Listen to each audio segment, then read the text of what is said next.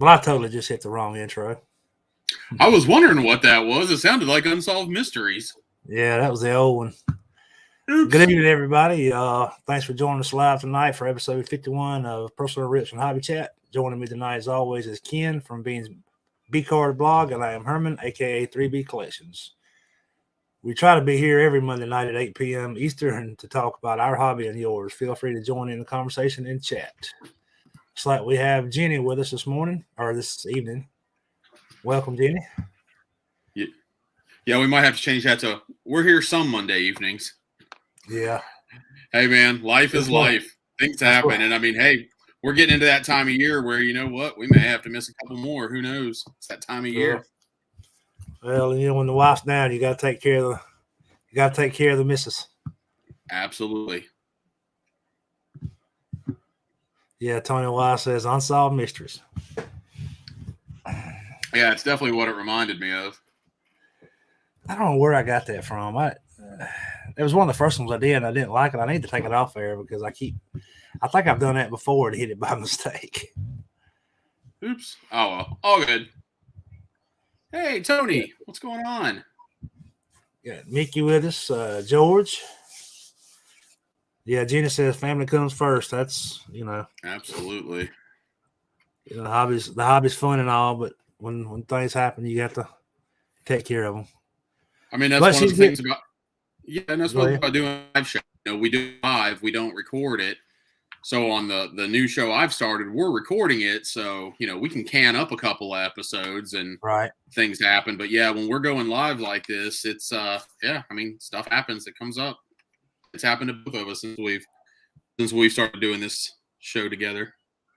Yeah, I've thought about doing recording, but I suck at editing, so I just don't even try. Well, I won't even be editing that our show. I'm not. I just it is what it is. But I mean, you know, we have so many folks in the chat, and you know, it seems like we get a person or two more almost every week. So, you know, I feel like that's a big part of the thing. They can always watch it on replay, but you know, a lot of people tune in to interact with us, which is awesome.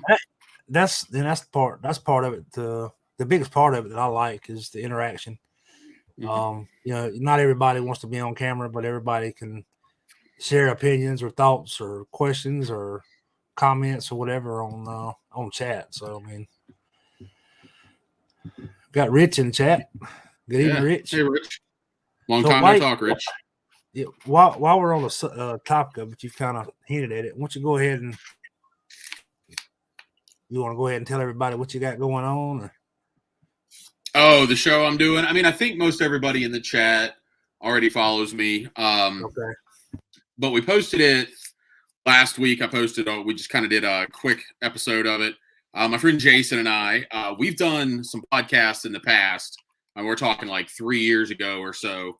You know, he kind of ran them. We had a couple different ones by different names, and you know, just things happened. You know, he's got a couple of youngsters, so he's got a lot going on in life. But yeah, so we've started a new. We're gonna do it twice a month.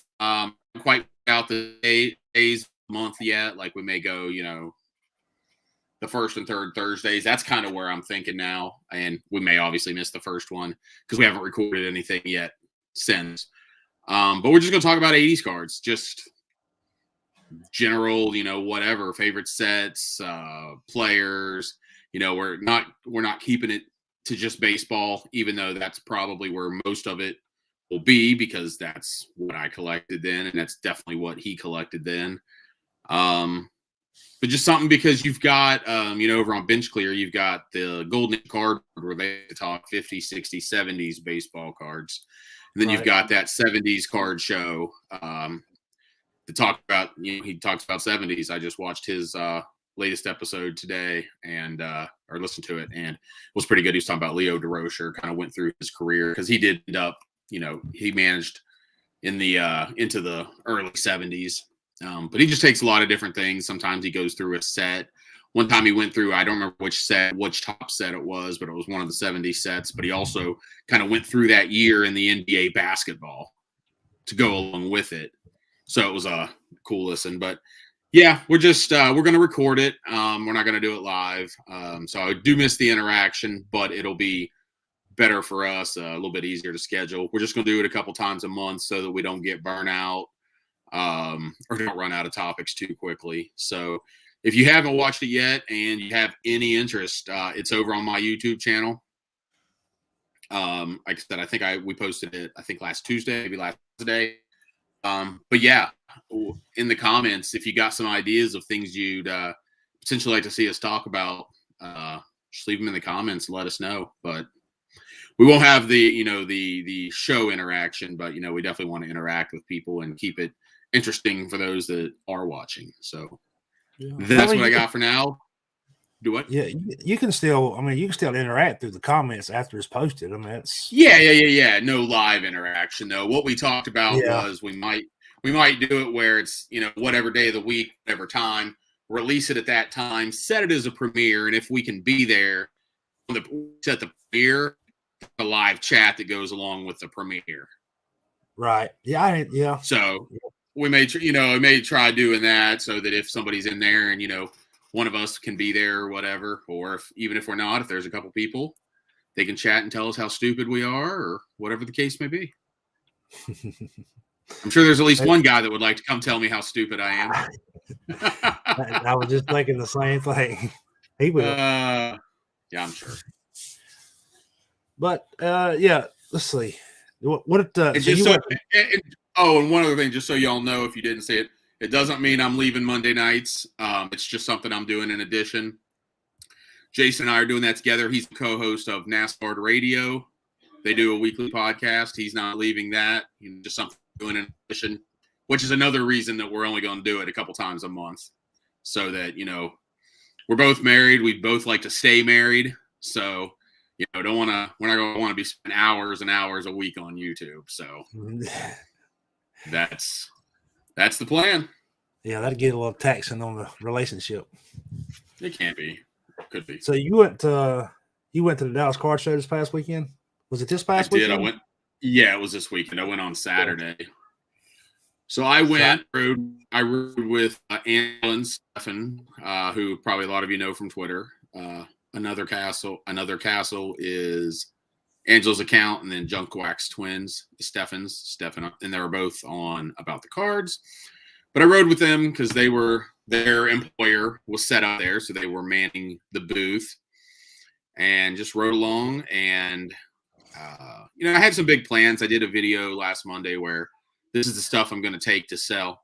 Well, you know what they say about everybody has a plan, or every boxer has a plan to get punched in the face. Oh, I had a great plan, but I had posted some stuff on Instagram and just didn't get any reply. And then I heard a lot of people even saying, yeah, nobody's really buying. So I didn't even worry about it. I spent almost the whole time at Rich's table. I did go out into the main part of the show for maybe an hour. I was hoping to find some like value boxes. My buddy Jeremy IPTTM, he'll go to a show and he'll come back with, just dozens, if not 100, just, and it's just these like early 2000s relics and stuff like that, when were actually game used.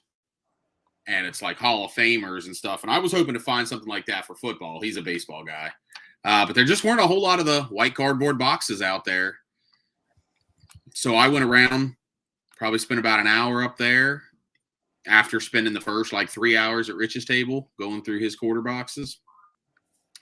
Went out there for about an hour, just didn't see anything, headed back and went back to the quarter boxes, ended up bringing home 2 of the 5,000 count boxes of stuff. He cut me, I pay a quarter card.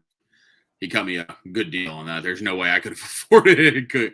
No way I could have done that. But yeah, a lot of that stuff. And he knew, there's some stuff for some other people, obviously, some other collector friends, and a lot of stuff that I'm going to be able to put on eBay. And he knew that when I was buying it. It wasn't like I was being sketchy about it. No, hey, I just said, hey, I had filled up a box. I'm like, okay, so we're getting a lot here. So what if I just fill up a full monster box, and he gave me his number and I said, okay, and went into town. So yeah, I came home with 2 monster boxes, and the bonus is, I got them obviously for a lot less than a quarter a card. Not only that, every card is already sleeved. So that's almost like getting it 2 cents cheaper at this point. Right. And it's not what you sell stuff for necessarily on eBay. It's what you paid for it. So, we got a heck of a deal, and I'm going to keep working on the player lots. I've had some pretty good success so far with like the 6-card, 8-card player lots on eBay. And I'm going to keep doing that because I can get usually, depending on, unless it's a thick card or something like that, I can get 8 cards, 2 to a card saver, into a 3-ounce standard envelope.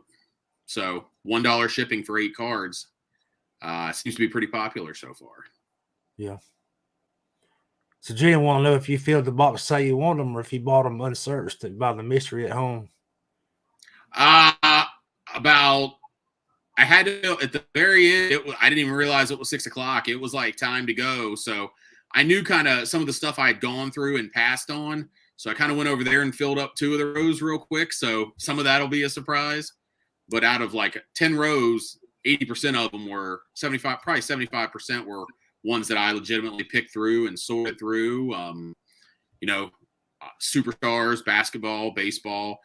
Got a lot of David Robinson and Hakeem Olajuwon. I feel pretty good I'll be able to, sell those in player lots for, put them up there as, 8-card player lots for like $5. And then, I take, I'll consider offers. So if people give me a reasonable offer, I'll accept it and move on. And, hopefully a lot of this will be my ticket to the National in 2023 in Chicago. I want to go, but I'm going to do pretty well on those. It's going to take time. But, a lot of that I can actually do while the wife and I are watching TV in the evenings or whatever. Mm-hmm. I've been doing some thrifting and buying stuff and flipping and doing well with it too. But that's a little tougher to do because, if you're listing it, you got to have the jeans or you got to have the shirt. Is where cards, they're a lot smaller. So a lot of that, kind of like Bo said he used to do. Just does a lot of that while he's watching TV in the evening. So that's my game plan. Other than that, I only bought 2 other things. So Rich knows how much I spent with him. I'm not gonna divulge that. But I spent $4 other at that card show. Well, in addition to the the $12 to get into the show. But for $4, so $2 each, got a 1989 Warren Moon starting lineup. And the packaging is in pretty good shape on that. If you've ever looked for those, you know that usually they're pretty beat up at this point. I mean, we're talking, 30 years. And then I got a 1989 Dan Marino as well. But for $2, they were coming home with me. $2 a piece. There was no doubt. Yeah, that's the only thing I bought. That's the only thing I bought. Everything else I spent that card show was, so what were we, 9:30 to 6, and I spent all but probably an hour of that sitting at his tables, and I didn't even get through half the boxes. So what there's still plenty there for the future. Is it dropping off, or is it staying about the same, or picking up? Because you don't hear quite as much about it as you did. Well, I think part of that is, like a lot of people have said, through COVID, it was kind of the one that was still going. So everybody was coming in from out of town for that. Right. A lot of content creators and people, Sports Card Investor was coming in and doing videos. I don't know that he was there this time or not. But yeah, a lot of the people that have channels were flying in. But now you've also got Chantilly is back. Philly is back. All those other shows are back. So you probably don't have as many coming in. So I was not in the main room for part of it, and I don't always go on Saturday, but I did hear Brad say this morning that he thought it was just about as busy as the this church, which was pretty packed. And I believe that's the one where he had a lot of people come in from out of town. Again, there was a lot of content created around it. He said he feels like it was just about as busy. So I'm gonna take Brad at his word on that, just because I don't have any, I can't say he's wrong. It was definitely busy when I was in there. But it was different too, because as he said, so there's the big room, and then I think our groceries are getting delivered. And then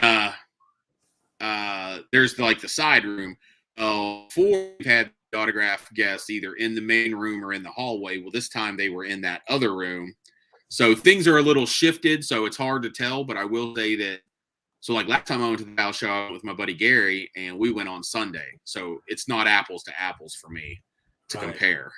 But I will say that that room that Rich was in, that's the, I forget what they call it, but it definitely seemed busier. But again, I wasn't there on a Saturday before. I still think it's popular, and there's still a lot of people coming in. There's still people coming in from all over the country for it. But I just think that they have other options as well. So, you know, a lot of people going to car shows every weekend. So, okay, this month I'm going to go to Chantilly. Then I'm going to go to the Philly show. You know, then I'm going to go to, you know, Hofstra had one, I want to say last month, that's supposed to be, it was supposed to be the White Plains show, but they couldn't have it there. So they had it at Hofstra. So, you know, it's just like anything else. It's just, it's not, you're not hearing as much about it because the people coming in have other options, or they have options in their own area. You know, there's a lot of them popping up. You know, California's got, you know, had some now, the Sacramento area. You had that Vegas show recently, and I know Florida has some bigger shows. So, but those shows weren't happening a year ago.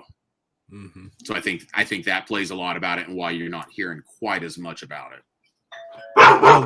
The one that I've been going to over in Spartanburg, which is maybe an hour and 45 minutes away. They had one this past weekend, and I actually missed it. We had the kids and grandkids over Saturday, so I couldn't see myself taking off to go there. And when, you know, we had all them coming over, which was the first time we'd had all the grandkids in the house at one time. So yeah, I mean, absolutely, we did that. And this one, and one of the things about going to shows, when you have steady shows in your area, you know, you don't necessarily need to go every month unless you're looking for something that's brand new, because it's the same dealers every month in a lot of cases. Right. So yeah, the necessity to actually go every month really isn't a thing. You know, unless you've got a good reason to.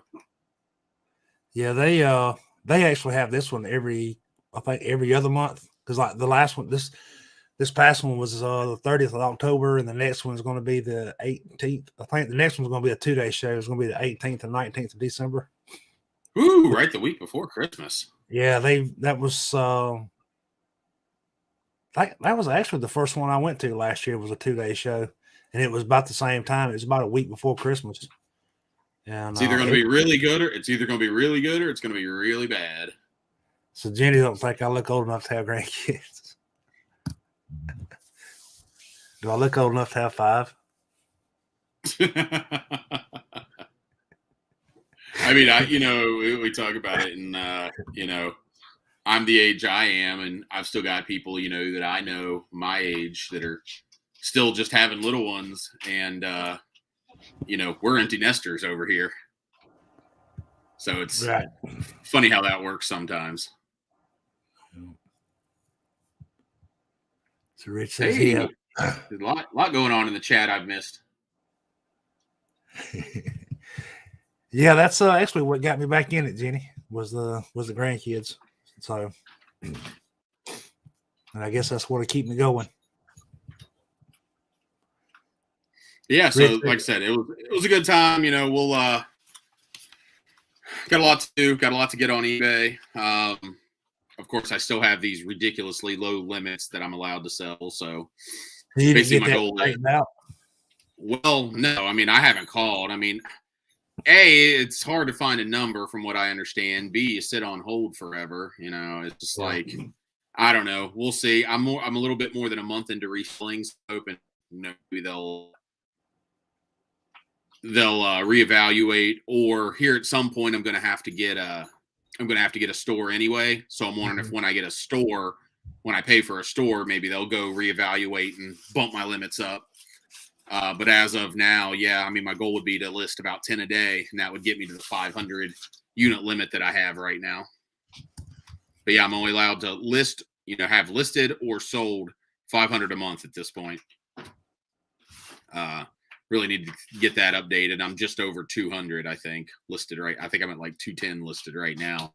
So yeah, roughly 10 a day, and then that's between cards and thrift finds and stuff like that. Done real well selling t-shirts I found and moved pretty quickly.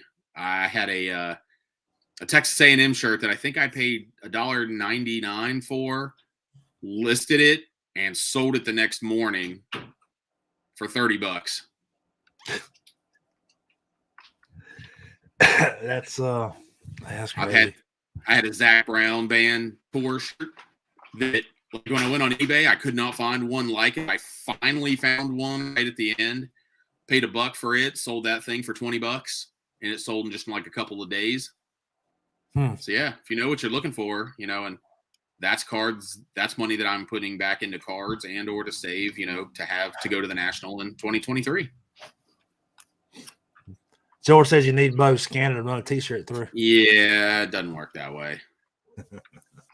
I don't the way I list, I wouldn't have a use for both scanner, because a lot of what I'm doing, like I said, a lot of what I'm listing on there is going to be player lots. Base cards or inserts, but in a player lot instead of just one at a time. So I think it's I've had some success with it, and I don't think it's something that a lot of people do. I think I'm a little outside the box on that and have had some decent success. Yeah. Oh, speaking of pickups, I told you I'd been kind of peeling around on sport lots. We'll go ahead and get into that too. Good choice. It's a good site. It's a good site if you're a buyer. It's a good site. I can't even remember what I originally got on there looking for, but I got to kind of scrolling through the Freddie Freemans and stuff, and then I jumped over on my trading card database list to see what I had and what I didn't have, and I started running up on a bunch of them that I didn't have. Of course, it's all lower end. I bought what I tell you, 31 Freemans, and I think all but maybe 4 of them were like 18 cents. There was 3 or 4 that I spent, I think one I spent like $6 on, and there was a couple of $4 ones and a $2 one, but for the most part, they were all 18 cents. And I did go through, and when I found one that I needed, I went to the seller and just went to his store and got all of them he had that I needed. And one of the things I did was look for the free box shipping, and had them all shipped to sport lots. But what the question I had was, and I've noticed that it's accumulating now where the shipping prices from sport lots is kind of going up. Now, are they basing, and you may not know this, or somebody else may know it, are they basing their shipping cost on what the weight is that the sellers sent to them, or? I'm thinking they kind of have a generic formula, because if you go in there and look at the stuff that's there, it'll say like, you ordered 2 cards, it's 1 ounce or something like that. Because what they're going to do is they're going to put those in the package. So if they send it in a bubble mailer to you, or if they send it to a sport lots in a bubble mailer, that bubble mailer is going to go in there. If you buy from somebody like Mike Summer, who is sending a bunch of different packages, a bunch of different customers' packages at once, it's just going to depend on how he packages it. Say he puts it in a 100 count box and puts your receipt over the top of it, they're going to put that 100 count box. They're not going to open that and go through it. They're going to put it into the box that finally gets shipped to you. And I got, when I got so far, I've only gotten 1 box shipment. I got it about a year ago, because it was around Christmas, I think. What being was basically I don't know, probably a 3-foot by 2-foot box, but it was just like a Home Depot, had Home Depot on the outside of it. Right. And then it had a couple of boxes inside, and then it had like the packing peanuts and all that. But inside of those, it was various, some of them came in So say maybe I bought 3, and what that particular seller did is they put them in just like a plain white envelope and then just attach the invoice with info on the outside. So it's just kind of whatever way that they tend to send it to you. And then that will be there and you will open it that way. So it really is kind of like just getting, they're not going to open it and put it all into a 500 count box or something like that. Yeah. I kind of figured you what got sent there. Yeah, I kind of figured that like if they got a bubble mailer that was, all to me or whatever, that would go in the box unopened or whatever. But I was just kind of wondering because when you print a shipping label, and if you have something that's 2 ounces or 2 ounces, 2.3 ounces, you have to list it as 3 ounces. Or UPS will kick it back. And I was just wondering if I saw they were just basing it off what it shipped at to them, or which I guess in the case what you're talking about, where somebody actually ships a box with, say, 50 individual sport lot orders in there, then I guess they got to have some way of figuring per card as far as weight. Yeah, I don't know exactly how they calculate it. Any of the things you've sent, have they made it to your sport lots box yet? Yeah, they're all there now. Yeah, I would just look at that and kind of estimate, because over there on the left somewhere it'll tell you how many pounds and ounces each one is. Yeah, and I don't know if it's just like a generic calculator of how many cards. I don't know the answer to. Yeah. But I know that I told you I had that huge box shipped to me, and it was not I did not feel like I was being overcharged. I thought it was very fair. Yeah. So I know I found a section where it said that what my estimated shipping was, and then what my savings was versus if I'd had everything sent to me direct. And I don't really pay a ton of attention to that because it just is what it is. Because I know that the stuff, in most cases, if they're going to charge me the same to ship it to the box or ship it to my house, I'm just going to ship it to the house. Yep. Yeah. And that's why I went through what I did was I went, like I said, when I found one particular card that I knew I needed, and you got 10 different sellers selling it, I went down and found the one with free box shipping. Once I found one with free box shipping, I went to his store and picked all the Freemans that he had. Well, there was some other stuff mixed in there too, but it was mostly the Freeman cards, and I just got all of them from him and had them all sent over. And I did that, I think, with 4 different sellers. And like I said, I come up with 31 that I didn't have. So. And that's generally what I do. I don't necessarily look for the free box shipping. I just I'm like, is it reasonable? Because there's some of them that, it's like 40 cents up to like 10 cards or something. That's not bad because it's still better than $2. I'm kind of looking for the overall total. Usually I start with whoever's charging 18 cents for the card. Yeah. And then, of course, I see a lot of the same names over and over again because, I place relatively consistent orders. Now I am slowing down on that because a lot of what I bought lately was 87 Tops football. And I've been getting I've gotten a handful of those in that they're saying they're near mint, and these cards are not coming in as near mint. They're coming in pretty rough. Overall, I've had big of an issue with that. I know a lot of people complain about it. Overall, I haven't really had issues with that until this 87 Tops thing. But I've actually bought 3 huge, I think 2 500 and a 400 card lot off eBay. And they all, the pictures on them, they look pretty good. The condition of the cards. So I'm probably not going to have to be doing that anymore because I was picking those up to start doing TTMs. Right. But yeah, so what I would do is go through and I'd be like, okay, well, these are the ones or ones that I would get those brackets of, 2 to 4 cards is this much. 5 to 10 is this much. And I would try to get as many cards from them at 18 cents as I could without spilling over into that new bracket. Now, sometimes when you sometimes you'll hit a bracket for some sellers where for 3 different brackets of card amounts, it's the same shipping. So yeah, I'm trying to get as much in there as I can to do that. But yeah, I do the similar thing, and it is time consuming and it is wonky. And I know a lot of people complain about that. If you don't do it, fine, but it works for a lot of people. It's like you said, You found them from 4 different sellers. That was time consuming. I get that. And again, I get that, Sport Lots is wonky and everybody wants to complain about the interface. Not everybody. But you go find those same 34 cards on eBay and tell me how much you're going to pay for those.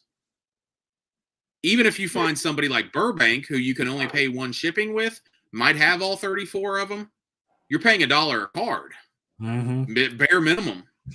Yep. And he does not offer a bulk discount.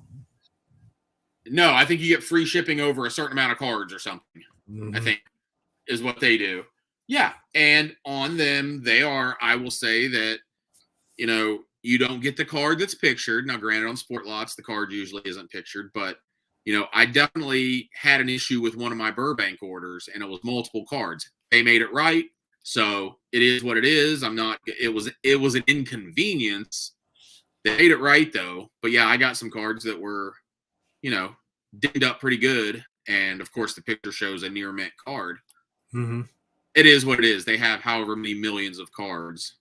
But I was willing to pay that price for those cards to fill out that particular project that I was working on.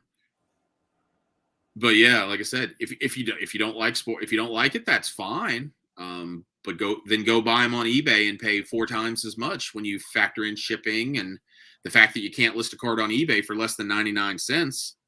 Yeah, unless you do an auction. Yeah, and you can get 5 cards for that price on Sport Lot. It's how you want a hobby. A lot of us, like you said, if you're just going to look for all the Freemans you can find, you've got $50 to play with, and you just want to get as many Freemans as you can for $50. I'm just a number out there. Sport Lots is going to be the most cost-effective way to go. Yeah. I mean, you think about buying something on ComC, there's a 25-cent processing fee on every card. Yeah. It's 18 cents in a lot of cases to buy the cards on Sport Lots. So you pay more in processing on ComC, and you still got to actually pay for the card. Yeah. I'm actually going to go back now and which I didn't go all the way through looking at, all the Freemans. I just kind of stopped at a certain point. Because like I said, it being time consuming, I had done spent, 45 minutes or an hour looking through them. And but I'm gonna go back and see what else I can find. I'm also gonna go back and jump back and on my some of my binders and try to pick up and fill some of those pages up too on the team set.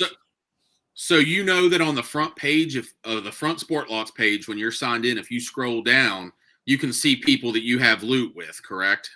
Yes. You understand? Okay. I just want to make sure you understand that, because I typically don't, because I know I'm going to the same sellers over and over, and there's a good chance I have loot from them. But yeah, that's one way. I mean, that's something you take advantage of because, free card here, a free card there, it adds up.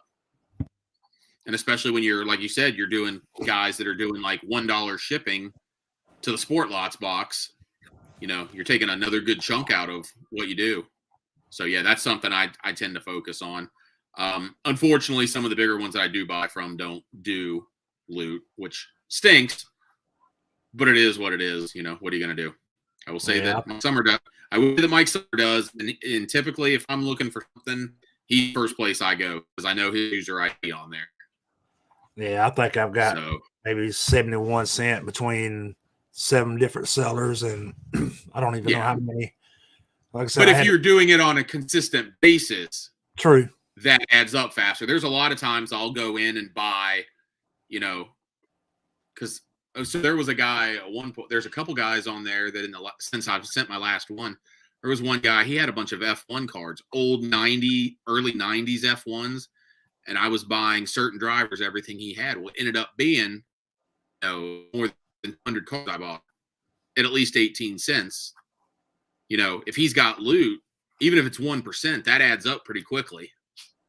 Yeah. So, I make those bigger purchases sometimes, and, it's just a way to go back and, look at it as a way to lower, it can't get lower than 18 cents, but, if you're shopping with guys that do loot and you're smart about it, you can just take a little bit more off. Doesn't always work out, but, a lot of the times it does. Yeah, I was trying to read some of Diego's comments here. Each car will have a direct shipping cost and a box shipping rate. They'll also add on some like $1 box and 20 cents for additional cards. Yeah, that's not bad. Now I didn't realize. So Sport Lots is a PayPal only. They don't have a credit card option. Yeah, I don't think they have a credit card option. Yeah, it's or you can realize checker money, or I think checker money, or I don't know. I find it strange. When people don't have PayPal. Like I was in a Facebook group today, and some guy was, selling cards, and he's like, "I take whatever it is, Zelle and whatever the other ones are, Cash App and something else," and he didn't say PayPal, and I'm like, I don't know, man. Something seems a little sketchy to me. But that's just me. I'm old. Unless you're in a position like George is, where he can't link his checking account to PayPal, being in Korea. So yeah, but these guys aren't George. These guys aren't living there. I know. I get what you're saying. There's definitely exceptions. I get all that. Sorry, George. I was not trying to throw you under the bus. And I see what you're saying. Yeah, no, these guys aren't overseas or anything like that. I'm just like, I don't know, man. There's a reason I've never been scammed. I'm overly cautious. I will pass on something I will pass on something if I feel bad vibes. And so there's a reason that in 25 years of buying and selling online, I've never been scammed. Yeah. Not having PayPal is a way of trying to avoid fees and a potential 1099 at the end of the year. I get that too. I definitely get that because I'm gonna get hit this year. Not looking forward to that. That's all about to change anyway, because Venmo is starting to they're starting to issue out 1099s or not 1099s, what do they call them? I get what you mean, but just tax forms. We can just say tax forms. Yeah. And Cash App, I believe, is about to start too. So, I mean, that's one reason when I did that video and I was taking all that, and I was saying I was taking that stuff to the Dallas Card Show. Well, there's a reason I wanted to sell high dollar stuff at the Dallas Card Show. Mm-hmm. I mean, come get me, feds. I mean, it is what it is. They're not going to worry about a guy like me. But yeah, there's a reason because, Yeah. I'm sorry. I don't consider when I'm selling something on eBay to turn around and put it into my hobby, I don't consider selling cards income. I consider it basically a trade, and then I should have to pay some fees on it, but not, whatever tax bracket I'm in. That's a little bit asinine. Yeah. But let's not get to talk about government and taxes, because my head will explode. Can you believe that, like a little more than 100 years ago, you didn't have to pay it. You didn't have to pay taxes. How crazy is that? Oh yeah. You look like you're doing something. You look like you're doing something there, Herman. I was trying to reply to Jenny. Gotcha. Oh. Yeah, I love Sport Lots. I get the complaints. I get why some people don't care for it, and that's fine. It's just like how, it's no different than how we hobby. We all collect differently. We all do things differently. If you don't like it, that's cool, but there's no reason to sit around and shit on it. If you don't like Trading Card Database, because Trading Card Database in some ways is a bit clunky. Yeah. But there are I don't know how many users they have that are, users every day, but there's probably a few thousand that are on there relatively regularly. Okay, It's not for you. That's fine, but it is for others. So let them do their thing. I know me and Jenny use it pretty regular. Yeah, I really wanted to, but then, like I said, I wanted to start trading really, and but now that I'm doing there's only so many hours I have in the day. I'm not willing to spend, my entire evening doing card stuff. I want to spend time with my wife. I want to spend time with my dogs. I want to do all these different things. So my hobby time it's a lot less than it was when I was single. There's no doubt about it. And that's the way I want it.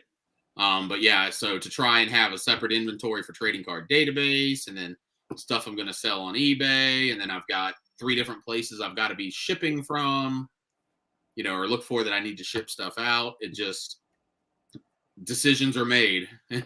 And, unfortunately, it's not going to be with trading card database. I was really working on it there for a few weeks, getting my inventory. But yeah, it's just not where it's going to be for me. Yeah, I started out with trading card database basically just for the checklist. Yeah. And then as I got into it, I started putting some extra cards on there and started doing some trading. And then eventually I got where that I put everything I've got on it, whether I got it up for trade or not. I basically got one folder that I keep all my trade stuff in, and one that I keep just like my personal collection in. So, yeah, and I mean, I was using it, and I was going to start doing it again, but now I think I may just go to my own personal. I may just use a Google Doc spreadsheet to kind of start putting my personal collection together. But yeah, the other thing is, on trading card database, it's you're not able to trade for cards like this. I made a trade for this on Twitter. 1952 right. Bowman autogram. Those aren't the kind of things, you can trade for on database. And then the other thing about database, sometimes you want the trades to be worthwhile. I like PWE trades, like where I can trade, like send 10 cards and throw a non-machinable stamp, spend $1 to ship it. But I don't like making like a 30 card for 30 card trade that I have to send in a bubble mailer and pay $4 for 30 cards that I wouldn't pay $4 for at a card show. Yeah. Now, when we start getting up into the multiple dozens or 100, big trades, where you can trade hundreds of cards, definitely much more a fan of that. I either want them to be really small or really large. Those medium-sized trades, because you start putting together, you try to do 5 trades a day, and you're sending out, now all of a sudden you're spending $20 a day just on mail for cards that you probably wouldn't spend $20 on. Yeah. But hey, look, we spent time on trading card database. That was not in the show notes. Yep. But back to sport lot. So I mean, I you talking about people having, I don't even have a guy on it, but you talking about people having an issue with it. I mean, I have my issues with it, but I don't use that part of it. It's not something. It's not a platform I'd want to sell on. No, I agree. Because like we said earlier, for one, I don't have the inventory to pique somebody's interest and make it worthwhile to do it. And I mean, with the fees, the fee structure set the way it is, you've got to sell so much before your fees start coming down. And if you're just selling 4 or 5 cards here and there, it's not worth it, especially if you try to offer like free box shipping, which I know not everybody does, and you're not required to, but that's a lot of people out there. They search for those people, and if you're not offering it, then you're not going. They're not going to buy from me charging 40 cents to ship to a box when somebody else is charging $0. Well, even 40 cents, like I said, it depends on the individual person. I'm not looking for free, but I'm also looking at guys that I'm looking at 4 cards from them. Whoa. And their only option is $4 shipping. Jeannie, was that on trading card database? That's awesome. That's a huge trade. That's awesome. You talk about being worthwhile. That's absolutely.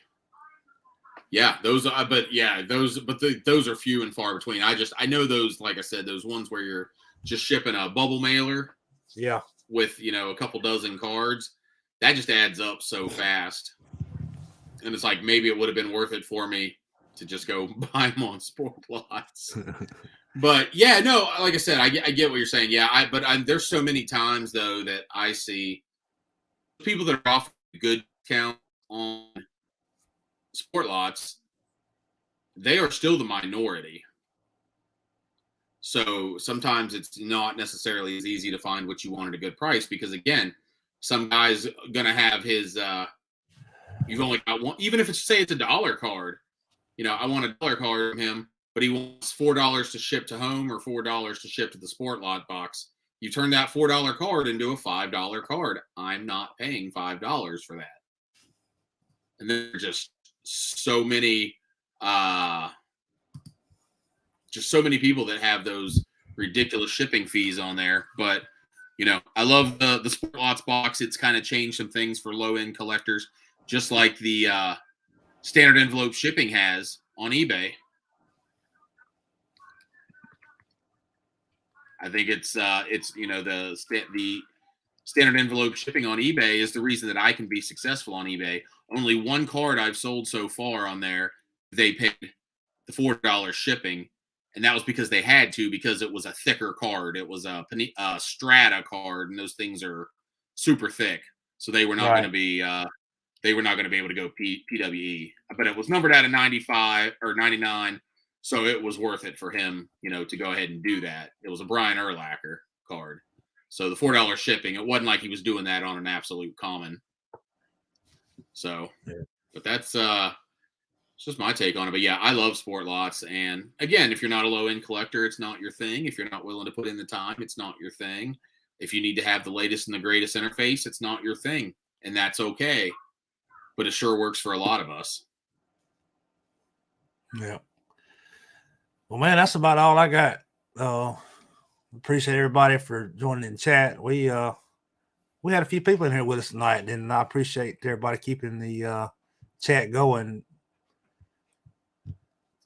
I was bad tonight about reading the comments. Sorry, guys. I'm the worst. Yeah, I think I got myself distracted a few times because Jenny and Diego and George had a pretty good conversation going on, and I was trying to stay in it too. But yeah, so yeah, if you want to, I don't have much else. I mean, I know you're doing a break after this, so if you want to, we can go ahead and wrap it up, and you can get a little, go grab a to eat or something to drink for your next hour and a half live stream. We get Dan in here, and then we're about to cut it off. Sorry, Dan. Dan always shows up late. Always late to the party, Dan. But we love you. Yeah, we love you. All right. Well, like I said, I appreciate everybody that joined in. And, Ken, I appreciate your time.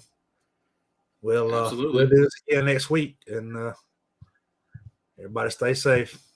All right. Have a good week, y'all. Have your pet spayed or neutered.